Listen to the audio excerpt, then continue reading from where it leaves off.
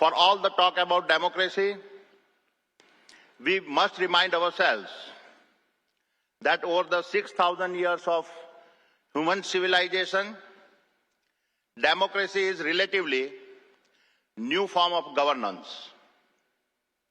And just one country, the United States of America, is a democracy older than 200 years. One person's experience in one democracy is not representative of another's in a different democracy. Yes, we are the world's largest democracy, but at 75 years old, we are still young. Over this period, we have had a constitution that has stood firm since its adoption in 1950. Over this period, India has balanced a parliamentary democracy of over a billion people with a simultaneous transition to a multi-trillion-dollar economy. Over this period, our purchasing power parity has become the world's third largest, and our GDP has expanded 55 times. Some have called our democracy noisy, and I say that it is always better to have a young but noisy democracy over a mature but a silent democracy.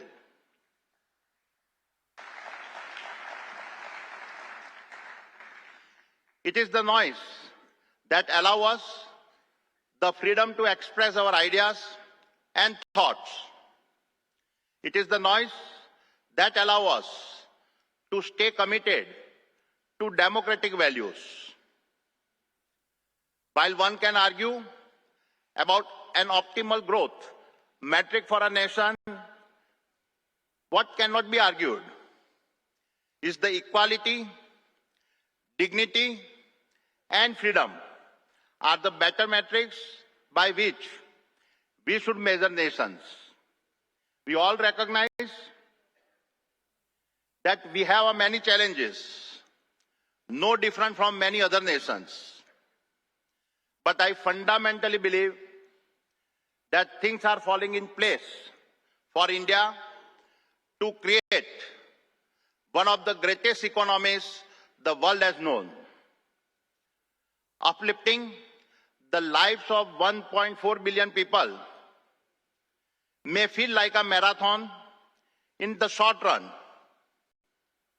but it is a sprint in the long run. I will expand on this later.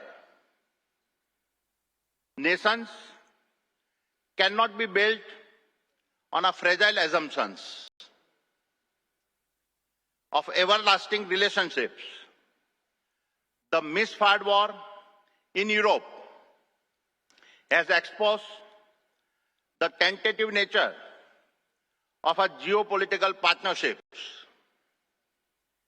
If there is a learning from both the Russia-Ukraine conflict and the COVID crisis, it is the need to urgently take control of our own national destiny. Therefore, it is a matter of pride to see our Honorable Prime Minister, Shri Narendra Modi, stand up to the with us or against us rhetoric. In this context, we witness a remarkable example of a national pride when India's vaccination drive was opened up to senior citizens. Our Prime Minister was first in line to receive the Bharat Biotech vaccines developed in India by a Padma Bhushan Dr. Krishna Ila. This is the ultimate testimony of a confidence from a leader in his own citizen abilities. This is self-reliant at its best. Dear friends, over the past 2 years of crisis, we have learned that the world is not as flat as assumed. Across the world, domestically focused policies have been making a comeback, and economic borders are becoming a less porous.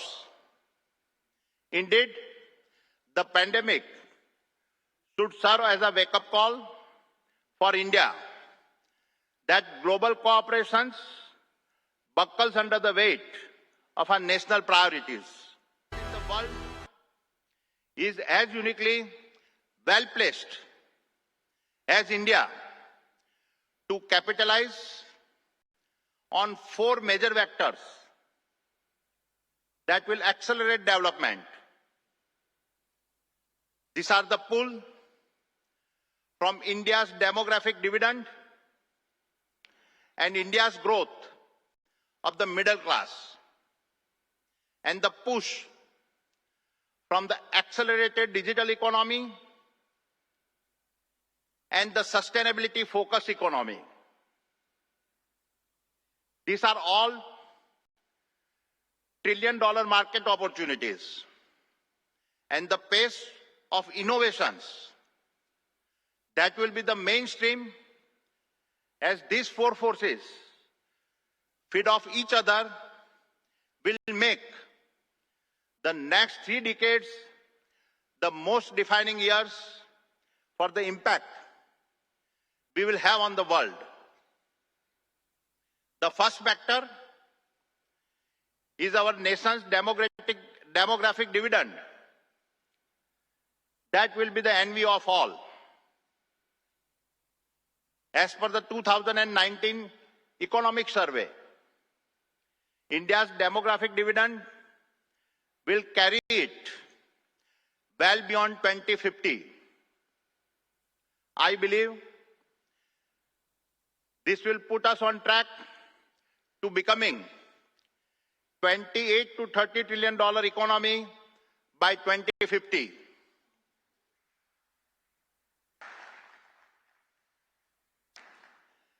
Despite expected downturns, I see this growth as inevitable.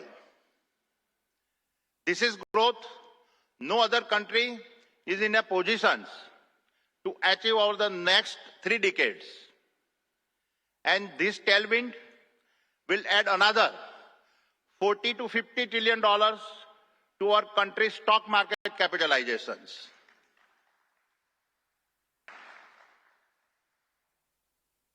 While recognizing that over the past decades, we have fallen short in addressing many of our health, education, and skilling issues.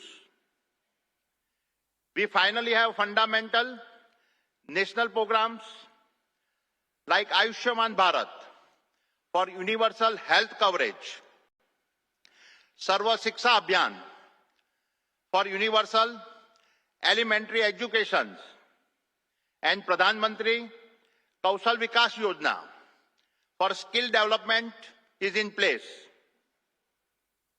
These are social programs of a scale that the world has never witnessed, and the impact is increasingly visible as they start touching the lives of hundreds of millions of our fellow citizens. The second vector is the growth of our nation's middle class. Even in 2050, the median age of our 1.6 billion strong populations will still be just 38 years. The world will never again see a middle class as large as the one India will have.